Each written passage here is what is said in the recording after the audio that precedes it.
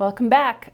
Today we are talking about how to boost your productivity with time blocking, and today's will be just a little bit longer because I want to take you through these 5 steps for successful time blocking that I have used for a long time and that I know work if you implement them. So really quick, what is time blocking? It's a productivity method. It can be applied in lots of different ways, and we have a lot of resources available through the SARA daily videos as well as on our website of different ways to apply it in your life. But essentially what it is being intentional about how you structure your day, the allocation of time to certain activities and tasks, so that you are getting everything done that you want and need to get done every day, week, month, etc. So by building out this schedule for yourself, you can reduce your overwhelm and reduce the amount of time you waste in a day by getting distracted or by maybe doing less important tasks first while procrastinating the more important tasks.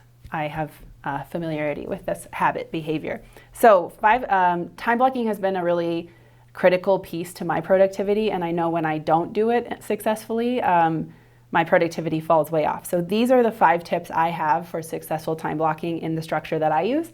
So maybe they'll be helpful for you.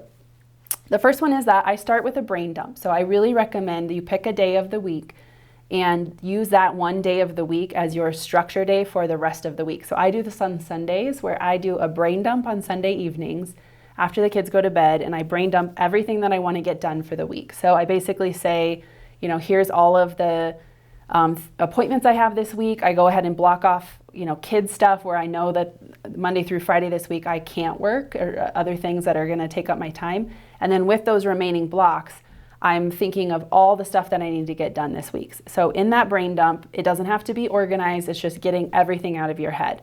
Then the second step is to look at all of those tasks and decide basically how much time or what type of block they need. And I use 4 different types of blocks. So I have a 5-minute block, a 25-minute block, a 1-hour block, and then a large and complex block, which is essentially a full day.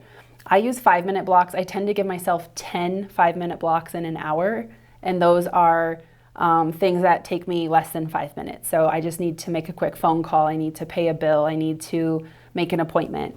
I can get many of those things done in 1 hour if I'm quickly moving through them. If I'm getting distracted in between them, then it burns time. The 25-minute blocks, I usually do 2 of those per hour. So you can do 2 25-minute tasks. And I use 25 minutes for things that need a little bit more thought but aren't deep work. So don't require a ton of flow or focus. This would be something like inbox clean out, or maybe drafting up an email that takes a little bit more thought to answer someone thoughtfully, but isn't necessarily like deep flow work. 1-hour blocks are my most popular block. I tend to give myself, I just like to work in like hour blocks in my head. These are for things that do require focus. So this is like content writing, what else? Brainstorming time, I block off in an hour. Any kind of meetings with my team, I tend to block off in an hour, just to make sure that we can really dig in, focus on something, and that if we don't need the full hour, great, but I don't want to not give ourselves enough time and then run over.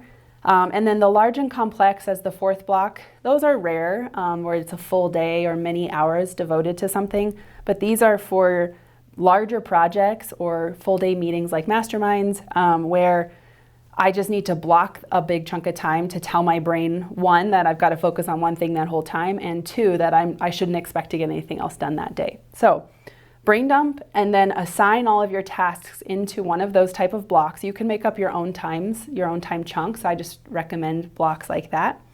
The third thing is then to take those blocks and put them into your week. So then it's a puzzle piece of saying, okay, I have, 4 or 5 different projects I need to get done this week that are 1-hour blocks. Where in your week do you have that many 1-hour blocks, and what order do you want to do everything in? So basically step 3 is to take all of your tasks and put them onto your calendar. Number 4, you have to then use your calendar to run your week. And this is really important because I am also a proponent of turning off all your notifications on your devices, except for your calendar. So I do really think it's important that your calendar, if you're using this method and you are using it on a digital calendar, that you allow calendar notifications to still be coming up, whether it's on your phone or your computer, so that you are sticking to your commitment for the time. That's really how time blocking works. If you run over and you're not dedicated to the blocks that you set up, then it's going to throw off your whole week. And then the last part of this, step 5, is that at the end of every work day, leave yourself just a little bit of time to review what you did that day and look at what's coming up, and just make sure if any adjustments are needed that you do that in the evening of the day before, so that when you come back to work the next day, you are not playing catch up, trying to get reorganized. You've done that while you were still in the mindset of the day before. Just gives you a head start on the next day. So a couple pro tips as the last point here. Life is dynamic. We live in a crazy world right now. There's going to be things that come up. I have a 1-year-old and a 3-year-old. There's definitely been days where I set aside a big block of time to work on a project and then got a call that one of them was sick. So it's still your calendar. They're still your tasks. There is no shame in rearranging a day if something changes. So permission to change is totally there.